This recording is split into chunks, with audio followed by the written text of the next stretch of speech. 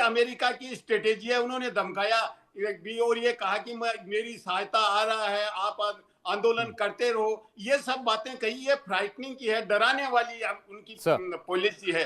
तो इस तरह की ईरान को डराने की पॉलिसी है। उसमें ईरान क्या जो अंदर की स्थिति थी वो ज्यादा मजबूत हो गई, उसमें सॉलिडेरिटी आ गई, यूनिटी आ गई। तो अमेरिका ने ये देख लिया कि अगर इंटरफेरेंस करेंगे तो अमेरिकन इंटरेस्ट हर्ट होगा, सर्वर नहीं होगा। Point taken sir, please stay with me.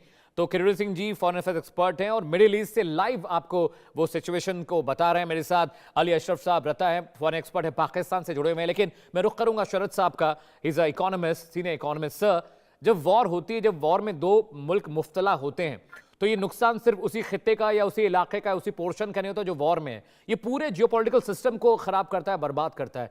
अगर ईरान, अमेरिका, इजराइल एक बार फिर से वॉर में शामिल होते हैं, मुफ्तला होते हैं, कितना बड़ा इकोनॉमिक सेटबैक होगा मिडिल ईस्ट के लिए? किस तरह से वर्ल्ड ऑर्डर को नुकसान होगा? क्रूड मार्केट किस तरह से डैमेज होगा, फ्रेजाइल होगा? सर प्लीज दर्शकों को समझाइए सर। नमस्कार अमित, आपको, मेरे साथ पैनलिस्ट और इंडिया न्यूज के सभी दर्शकों को मेरा अभिनंदन। देखिए, अगर इस तरीके की वॉर होती है तो लाजमी बात है पूरी की पूरी इकोनॉमिक स्थिरता जो है, आर्थिक स्थिरता, वो डिस्टर्ब हो जाती है। Right sir. वहां पर आवाजाही सामान की बंद हो जाती है, ट्रेड पर असर होता है, ऑयल की प्राइसेस पर असर होता है। अगर आप ईरान की अर्थव्यवस्था को अमित इस समय समझें तो आप देखेंगे कि ईरान की लगभग $500 बिलियन की जीडीपी है, 10 करोड़ के आसपास की पॉपुलेशन है। परंतु जो निर्भरता तेल के ऊपर है अमित, वो बहुत भारी है। उनकी जीडीपी का 30 से 40% तेल पर निर्भर है। दो कारणों से ईरान की अर्थव्यवस्था इस समय दिक्कत में है। पहला कारण है उनकी तेल पर निर्भरता, दूसरा कारण है अमेरिका द्वारा लगाए गए हजारों के हिसाब से सैंक्शंस। तो अगर अमेरिका सचमुच में ईरान की मदद करना चाहता है तो अमेरिका को दो काम करने चाहिए बजाय मिलिट्री एक्शन के। मिलिट्री एक्शन तो शायद होगा या नहीं होगा, ये तो समय बताएगा, पर उसको दो काम करने चाहिए। एक, उसको ईरानी जो खमेनाई साहब हैं और पेशकियां साहब हैं, उनको बुला के बात करनी चाहिए कि आप स्टेप डाउन कर जाइए, जो भी कर जाइए, या तख्ता पलट कर दीजिए, अपनी पॉलिसीज में चेंज करिए, पहला। दूसरा, सैंक्शंस अगर ईरान के ऊपर से हटा ली जाए, क्योंकि ईरान की तरक्की में बाधक बने उनके सैंक्शन। अब इसके कारण वहां का जो युवा है ईरान का, जो प्रोटेस्ट में शामिल हो रहा है, उस युवा को अपने लिए सामान जुटाना मुश्किल हो रहा है, नौकरी जुटानी, रोजगार जुटाना मुश्किल हो रहा है। और इन्फ्लेशन बहुत बड़ा कारण है। आपको हैरानी होगी सुन के, इस समय करीब 45 से 48% इन्फ्लेशन है। इसका अर्थ क्या हुआ अमित? इसका अर्थ ये हुआ कि आप जितनी बार दुकान पे सामान लेने जाते हैं, आप बोरा भर के रियाल ले आते हैं। अनऑफिशियल तौर पे $1 करीब 15 लाख रियाल बता रहा है अनऑफिशियल तौर पे। ऑफिशियल तौर पे 6.5 लाख रियाल बोरा भर के पैसे ले जाने पड़ते हैं, मुट्ठी भर के सामान आता है। सबसे बड़ी दिक्कत यह है कि वहां की करेंसी की परचेजिंग पावर इन सैंक्शंस की वजह से समाप्त हो गई है। और ईरान की आर्थिक नीतियों को भी मैं उतना दोष नहीं देता, क्योंकि इस कदर सैंक्शन लगी कि ईरान दुनिया के किसी भी देश से उसको डील करना कठिन हो गया।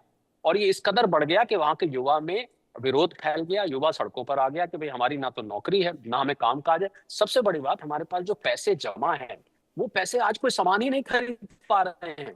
तो मुझे लग रहा है अमेरिका को सैंक्शंस हटानी चाहिए, बातचीत करके, बजाय मिलिट्री रूट लेने के। अगर ये युद्ध होता है तो ईरान से केवल 20 मिनट की फ्लाइट है यूएई की। एक जगह है ईरान में किश, साउथ ईरान में जगह किश। अगर आप दुबई से किश की फ्लाइट लेंगे तो मात्र 20 मिनट है।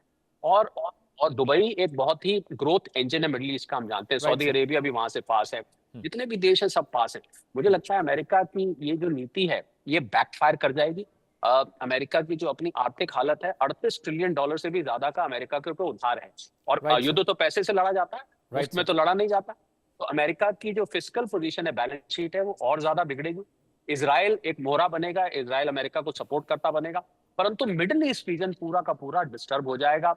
लोगों को व्यापार करने में दिक्कत होगी, तेल की कीमतें बढ़ेंगी। ये युद्ध किसी के भी हक में नहीं है। मुझे लगता है कि अमेरिका को 10 बार सोचना चाहिए इस काम को करने से पहले। Right sir. अशरफ साहब मेरे साथ जुड़े हैं, पाकिस्तान से लाइव हैं। अशरफ साहब, एक बात समझना चाहते हैं और मैं चाहता हूं कि भारतीय दर्शक भी इस बात को समझें।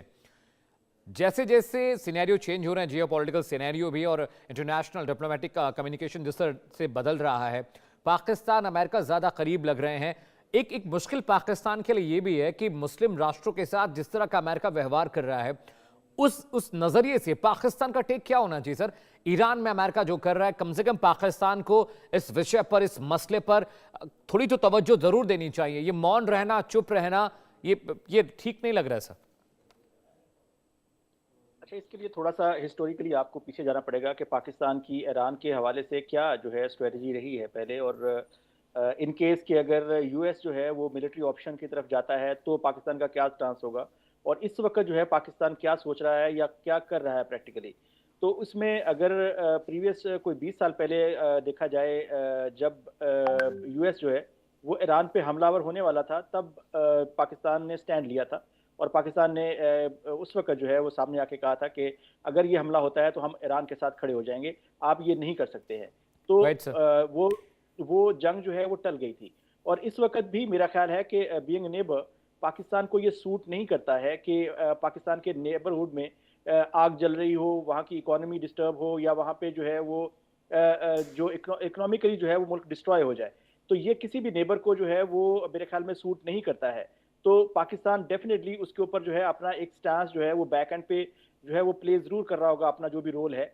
और दूसरी जो चीज़ है, यूएस के लिए पाकिस्तान के ऊपर शायद उतनी रिलायबिलिटी, वो भी यूएस को पता है कि पाकिस्तान अपने जो मफादात हैं, जो अपनी उसके इंटरेस्ट हैं, उसको राइट कभी सर। भी जो है वो कंप्रोमाइज नहीं करता है कभी भी, चाहे वो अफगानिस्तान वॉर हो, चाहे वो ईरान वॉर हो। तो इस वजह से यूएस जो है वो 100% रिलाय नहीं करेगा पाकिस्तान के ऊपर भी। वो अपने जो दूसरे प्लेयर्स हैं, जो मेनली जहाँ पे वो प्लेस है इस वक्त कतर में है या वो सऊदी अरेबिया में है, तो वहां से अगर उनको नो जो है वो आंसर मिल रहा है, तो पाकिस्तान से तो I think there is a big no. और ये एक साइलेंट मैसेज होगा जो डेफिनेटली यूएस इस्टेब्लिशमेंट ने जो है वो कैलकुलेट किया होगा। लेकिन जी। इसके साथ मैं आपको एक और चीज बता दूं कि ये ईरान के लिए कोई इतनी आसान चीज भी नहीं है कि अगर ईरान के ऊपर उसने अगर अभी हमला नहीं किया है तो इसका हरगिज मतलब नहीं है कि ये वॉर जो है टल गई है, या ये जो वॉर है अब नहीं होगी। अमेरिका जो है इस वक्त, जो मेरी दानिश के मुताबिक जो है, वो इस वक्त एस्केलेट पॉज पॉलिसी या स्ट्रेटजी के ऊपर जो है वो चल रहा है। आप पिछले 15-20 साल के अंदर देखिए कि ईरान के अंदर वो किस तरह से प्ले कर रहा है। वो सैंक्शंस लगा रहा है, वो उसके जो रीजनल फ्रेंड्स हैं उनको अपने करीब लाके ईरान के खिलाफ यूज करना चाहता है, प्लस जो है वो मिलिटरीली जो है अटैक भी कर रहा है, और अपना जो मेन अलाय है इजराइल उससे भी अटैक करवा रहा है, और प्लस जो है वो दूसरी साइड पे डिप्लोमेटिकली जो है वो भी उसको प्रेशराइज कर रहा है। तो वो जब मीन्स के स्लो स्लो जो है वो ईरान को कमजोर तो कर रहा है। आप पिछले 10-15 साल में देखिए कि ईरान ऑलमोस्ट अपना 60% इकोनॉमी का लॉस कर चुका है। उसकी इकोनॉमी पिछले चंद सालों में जो है 30-40% और श्रिंक हो गई है, और उसका जो $1 है वो 1.5 मिलियन जो ईरानियन करेंसी है उसके बराबर पहुंच गया है। तो ये सारी चीजें जो हैं वो इतनी आसान नहीं है ईरान के लिए।